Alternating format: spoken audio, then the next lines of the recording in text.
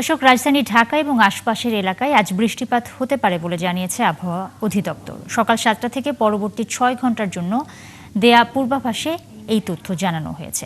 এই মুহূর্তে আবহাওয়া অফিসে একটি ব্রিফিং চলছে, আমরা সরাসরি সেখানে চলে যাব। একটা কথা বলি, সেটা হচ্ছে যে আগামী 2 দিন বৃষ্টি কেমন থাকবে সারা দেশে, দেশের কোনো জায়গায় ভারী বৃষ্টি থাকবে কিনা এই অবস্থা। এর বাইরে কারো কোনো প্রশ্ন আছে কিনা? নেই তো? ঠিক আছে। ভারী বন্যার কোনো সংখ্যা যেটা সিলেট আচ্ছা, ঠিক আছে। আপনাদের কাছে কোনো তথ্য থাকলে সেটাও বলবেন। আচ্ছা, এই দোল আটকে দেন। হ্যাঁ,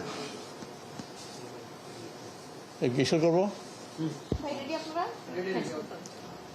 যেটা হচ্ছে যে বৃষ্টিপাত চলমান রয়েছে, এটা দেশের অধিকাংশ জায়গায় বৃষ্টি অনেকটা কমে গেছে, তবে এখনো ভারী বর্ষণ সম্ভাবনা রয়েছে, বিশেষ করে আপনার বরিশাল এবং হচ্ছে আপনার চট্টগ্রামে, যেটা আগামী 24 থেকে 48 ঘন্টা।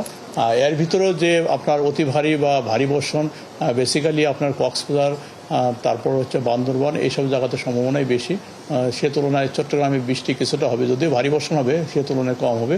তো আজকে বৃষ্টি হচ্ছে বিশেষ করে আপনার টেকনাফ, কক্সবাজার এসব জায়গাতে আগামী 24 থেকে 48 ঘন্টা, বিশেষ করে আপনার কক্সবাজার, তারপরে টেকনাফ, বান্দরবান এইসব জায়গাতে আপনার বৃষ্টির পরিমাণ বেশি থাকবে। সে তুলনায় চট্টগ্রামে একটু কম থাকবে, তারপর চট্টগ্রামে ভারী বর্ষণের সম্ভাবনা রয়েছে। আর বাদবাকি বিশেষ করে আপনার উত্তর অঞ্চল এবং উত্তর পূর্ব অঞ্চল বৃষ্টি, যেটা এই সময় নর্মাল যে বৃষ্টি, এই বৃষ্টিটাই চলমান থাকবে। আগামী 2 দিন বেশি বৃষ্টিপাতের সম্ভাবনা আছে এবং এর সঙ্গে বলা হচ্ছে যে আগামী 5 দিন পর্যন্ত এই বৃষ্টিপাতের ধারা তুলনামূলক কমলেও বৃষ্টিপাতের ধারা অব্যাহত থাকবে।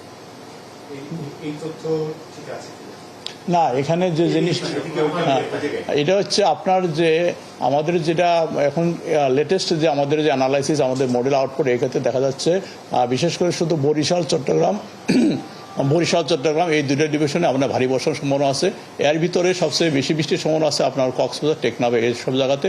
তবে আগের মতো এরকম টানা বৃষ্টি হবে না, যে একবারে 3-4 দিন যে আপনার অতি এক্সট্রিম লেভেলের বৃষ্টি, ওইরকম না। যেটা আপনার ভারী বর্ষণ বলতে আপনার 50 থেকে আপনার 100 বা এরকম হওয়ার পসিবিলিটি আছে। তাও এটা আপনার টেকনাফ, আপনার কক্সবাজার, বান্দরবান এইসব জায়গাতে বেশি, এবং চট্টগ্রাম সে তুলনায় কিছুটা কম থাকবে। আর দর্শক, আবহাওয়া অধিদপ্তরে রাজধানী এবং দেশের বিভিন্ন জায়গার আবহাওয়া পরিস্থিতি নিয়ে একটি ব্রিফ চলছিল, আমরা সরাসরি সেখানেই ছিলাম।